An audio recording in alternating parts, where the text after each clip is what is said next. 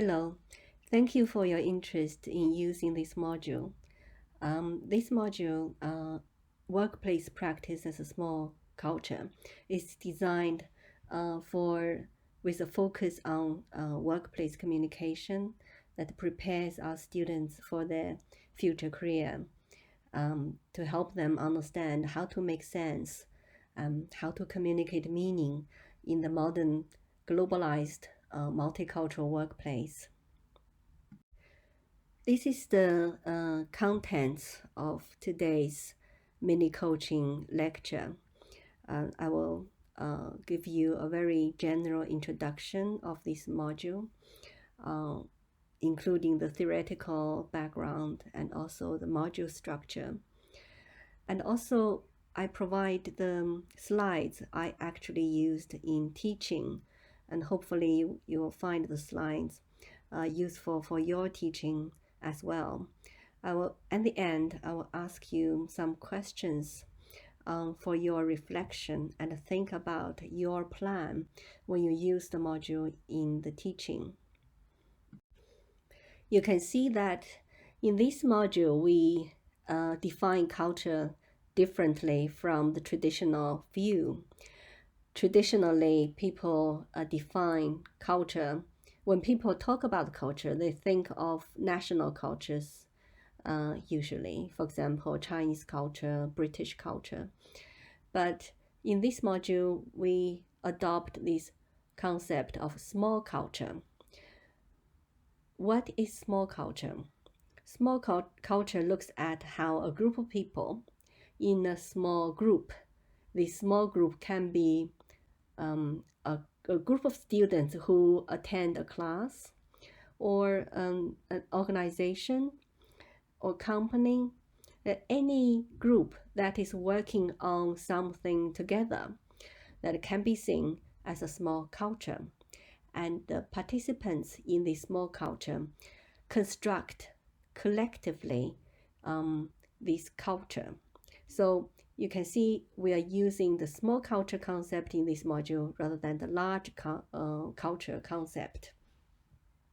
And the concepts and methods introduced in this module will be very useful for the students when they try to adapt a new work environment.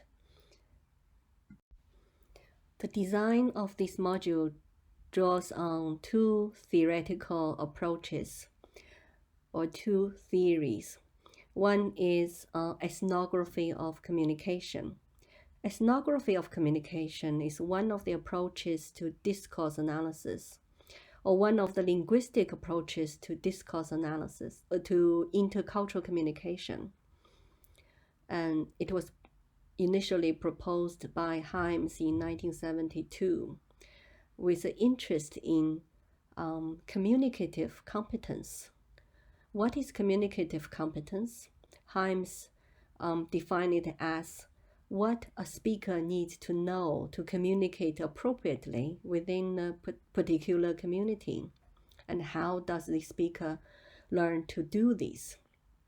So you can see communicative competence focus on the language, not only the language, but the knowledge and the skills apart from language itself. Small culture was proposed by Holiday. It sees culture as a dynamic process. It's not something given. It's not something stable. It's not something you can draw a boundary. It's a process of a group of people, how a group of people construct something together. So have a look at the definition and see whether you agree with him. The learning objectives of this module include recognizing a small culture. That means the student need to learn how to apply the concept of small culture. And also, in order to understand and describe a small culture in real life, we need methods and skills. So this module will introduce a set of methods and skills which draw on ethnography of communication. This module will also help students develop the awareness of social cultural factors in effective communication in the workplace. The learning outcomes, the 3 learning outcomes listed here, you can see correspond to the 3 learning objectives, with a focus on how and what students can do after studying this module.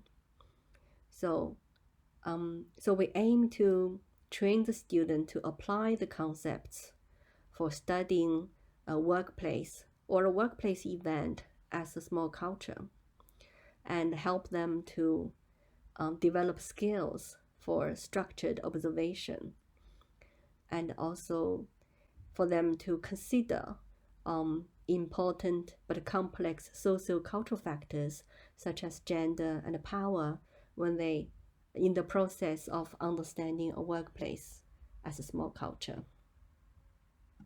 On this slide, you can see the 4 activities of this module. The first activity introduced the theoretical foundation, that is ethnography of communication, some key concepts from ethnography of communication. And activity 4 introduces the actual model for observation that is called speaking. If you find the time, if you find that you don't have enough time, you can skip first activity and start with the second activity, which is directly relevant to the later activities, while the first activity might be a little bit more theoretical. Activity 3 involves exercises of describing, observing a workplace. For teaching purpose, I chose a fictional workplace that is in a film called The Devil Wears Prada. The first several minutes where you can, the students can, with your guidance, can observe the workplace and describe the workplace by applying the speaking model. Activity 4 is a student-centered activity. The student need to prepare for this before they attend this activity. They need to observe a real workplace or a fictional workplace by applying the speaking model, and then present their observation in activity 4. In the first 3 activities, although you can see a heavy theoretical load in it, which guaranteed the depth of discussion and also the structure. But you can see the arrangement of the activities involves alternation of theory and the student exercises, discussions, and then theory, and then student discussions. So this design actually aims to make the teaching more interesting, but also to keep the student focused.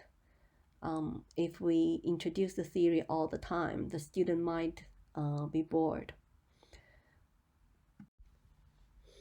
From this slide on, all the rest slides have been used in the training workshop last June.